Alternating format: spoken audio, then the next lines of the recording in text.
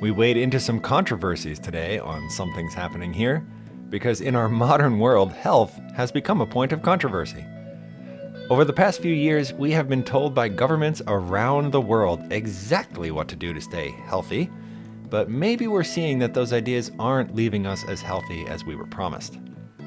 What if the answer to better health has been right in front of us the whole time? We're about to find out. Welcome to Something's Happening Here. I'm Steve Hicks. All right, here we go. Today is Wednesday. If you are watching this as we broadcast them, then thank you for sticking with us so far this week, and we're halfway done with the week. So, happy Hump Day to you. Nothing like a little controversy on Hump Day, right? All right, I need to start our show with a disclaimer, a preface of sorts, because we are broadcasting on some sensitive platforms, and health and how to be healthy, these are all controversial topics. Even on Facebook, when you run an ad that is related to health, you have to disclose that it's one of these special categories, right? Because Facebook is really, really sensitive to all things health. So, my disclaimer is that nothing that we are talking about today are my medical prescription for you, okay? All I'm doing is we're going to be looking at some studies and some articles. I'll share a little bit of my own testimony, and then if you like anything that you're hearing and you want to incorporate it into your personal life, go talk to your doctor about it, okay? That is my official position. I am not a doctor. Go talk to your doctor before you do anything that I am suggesting today. Okay, we're clear? All right, good. Now that we've gotten that straightened out, let's begin almost, 2.5 years ago now. If we go back in time, maybe you remember 2.5 years ago, it's late 2020. The country's on fire. The country's locked down. The country has just experienced a tumultuous election that would not resolve for several more months. It seems like a million years ago, doesn't it? And yet it was really just less than 3 years ago. In that environment, in that context, we were given a study that I was aware of, and I made a big deal out of it, but I didn't see it on any of our news media publications at all. Not on TV, not on the internet. It was like absent everywhere except for my Facebook page, where I made sure to broadcast this. What struck me so profoundly? Well, here we go. This article, which is from the National Institute of Health, so it's not like some fringe organization, you know? This is the government that's in charge of health, the government people whose job it is to tell us how to be healthy. They came out with this. And let's see, it says it was published online November 19 of 2020, so really just a couple weeks after that tumultuous election. The headline of the article says, "Analysis of vitamin D level among asymptomatic and critically ill COVID-19 patients and its correlation with inflammatory markers." And it's long. I don't know if we have a screenshot of this. It goes on for a long time. It's rather technical. There's a lot of numbers and chemicals and all sorts of stuff. So I don't know if you want to or even have the ability to read your way through that, but it should be underneath where you're watching this in case you want to. The summary of this, it separates its data set into two groups of people. One of them is one group of people had severe COVID, they came down with the illness and then it was a big deal for them. And then the other group tested positive but were asymptomatic or largely asymptomatic. And so these two groups of people who have the same problem and yet wildly different outcomes. And the study was done on each of these to determine why. What was the causal factor in their different outcomes? And what we learned was that in the group with severe COVID, like ICU level COVID, 96.82% of those people were found to be vitamin D deficient, like not enough levels of that chemical. Whereas, by contrast, In the group that was asymptomatic or largely asymptomatic, only 32.96% of them were vitamin D deficient. And so obviously these are not perfect numbers, right? We don't have 100%, 0%, and there's room for more study here. And yet that data is really, really powerful. And from that point on, from November of 2020 on, the first time that I read this, that changed the way that I dealt with the health crisis around us, because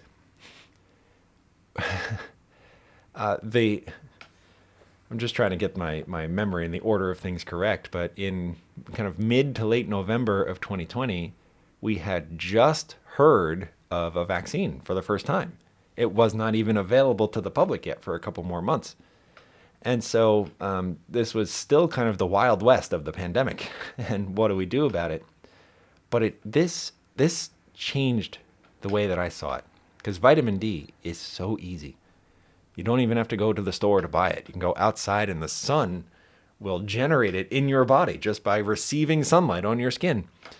Almost like God knew how important this chemical was, where he built our bodies in such a way to generate it out of nothing just because of sunlight.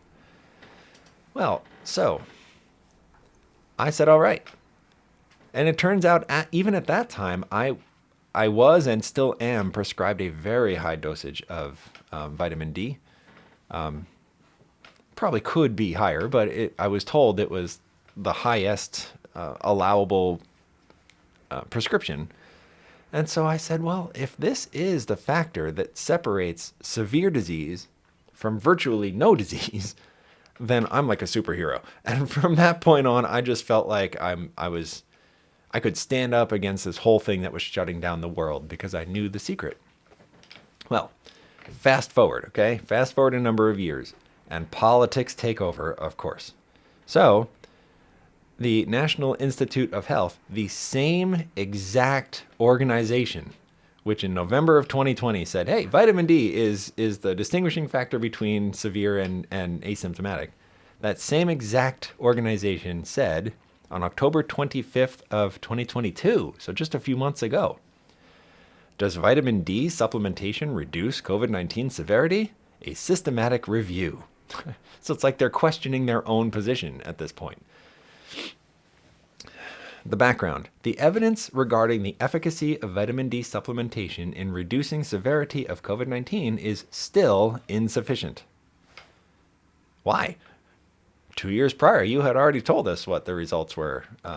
Why is it suddenly still insufficient? This is partially due to the lack of primary, robust, trial-based data and heterogeneous study designs. Okay, in other words, what they're saying is, we know this is true, but we haven't gone through the motions of actually proving it in the kind of established way.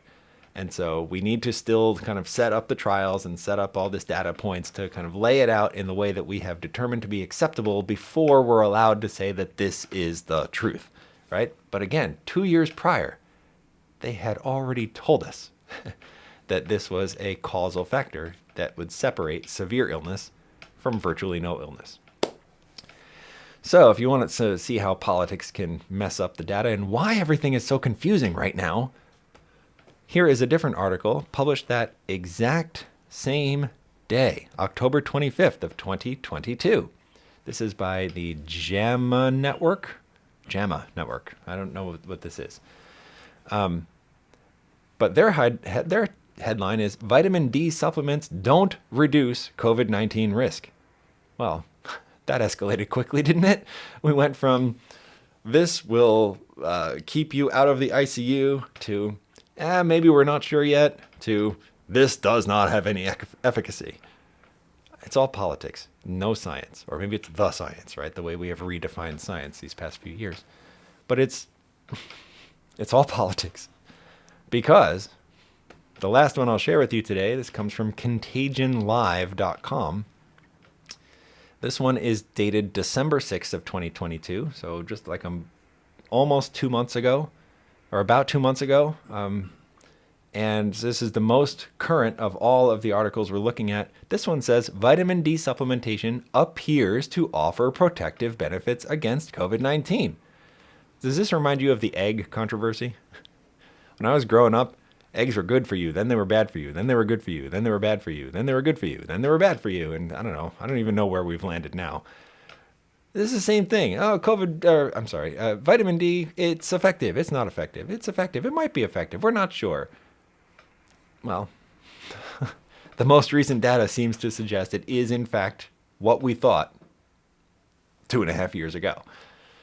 So, all of this is to say, what if this solution was right in front of us the whole time? I'll wait. Are you processing that thought? What if you were aware of this in March of 2020? Would that have changed how you reacted to what was going on? Would that have changed how you kind of armed yourself against the virus? It did for me. I mean, I was never particularly afraid of the virus. I'm young enough that I'm not really in a high risk category. My health is good enough. The closest thing I had to being high risk was the treatments that I'm on for MS, which I shared yesterday. It makes me immunodeficient technically. But I was never terribly, terribly afraid of it. And then especially when I learned about the vitamin D thing, I said, well, this is it. I mean, this is it. This is what God did for us to give us that natural protection. We don't even need anything artificial, right? We just need the thing that God built right into our DNA to go outside in the sun and metabolize this amazing chemical. So, of course, God's answer is the best answer. Of course, God's answer is always the best answer. It's never not the best answer. And that brings us all the way back to Monday, right? When we are in a place of illness, then having that kind of spiritual mindset, or according to the article we read, that spiritual community, actually does have positive benefits on your recovery. And so, sure, if I'm hearing medical data and I realize, oh, this medical data really just supports the thing I knew about God all along, well, that's like the magic bullet, you know? When you have divine principles supported by actual science, how can you go wrong there, you know? So I just want to ask that question again. Would the last 3 years of your life have been different? Not only with this knowledge, but with that broad belief that God already gave you everything you need to stay healthy, to be healthy, to get healthy again if you fall into illness. Would you have made better or different choices about how you spend your time, what you put in your body, to whom you listen? All of that, I imagine, would have been different, if not for you individually, then probably for someone in your life and for most of us broadly. I think the world would be different today if all of us were more spiritually minded in this regard. And so, all right, thank you. We have 2 more shows left on this topic of health, and I pray that you come back because we're going to put some of these ideas together tomorrow. Yesterday's idea is if we change the environment in our bodies, we can achieve better outcomes. Today, we're seeing one of those ways. If we change this particular chemical level inside of our bodies, it will have this particular effect. Tomorrow, we're going to look more broadly at what it means to kind of align your life with principles of God and experience better health as a result. So come on back tomorrow, and I will see you then if you are subscribed enough to get a notification. So on Facebook, that means like this page, change your notifications according to the instructions under the video. If you're on YouTube, subscribe to the channel and hit the notification bell. If you're on Talking Donkey International, go to the podcast page and bookmark it. And we're on Rumble now too, rumble.com. And if you find we should probably have the link for you on the screen. Go there, and I don't actually know how to subscribe on that platform. Do you know, Mr. Producer? We'll work out. I'm sure you can figure it out, right? We're all learning in real time. So subscribe on that platform as well, and we will see you tomorrow. May God bless you. I am Steve Hicks.